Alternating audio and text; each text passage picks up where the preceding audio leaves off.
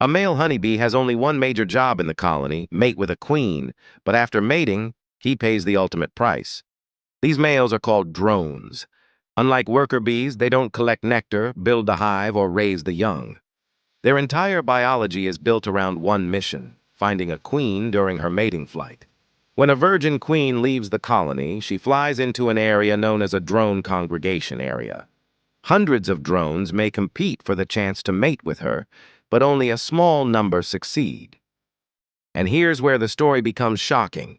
Successful mating is physically catastrophic for the male. During mating, the drone's reproductive organ everts with enormous force, and the mating apparatus becomes detached. The drone is left severely injured and soon dies.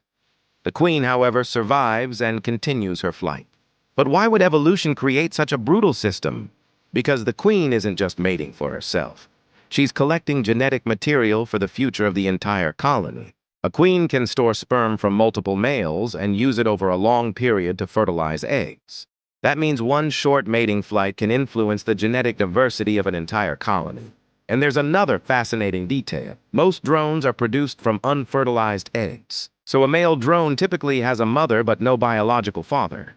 The colony therefore invests resources in drones because successful males can pass their genes into future generations. But drones aren't permanent members of the workforce. When mating season ends, the colony's priorities change. During times of scarcity, drones may be expelled from the hive because they consume resources without producing food.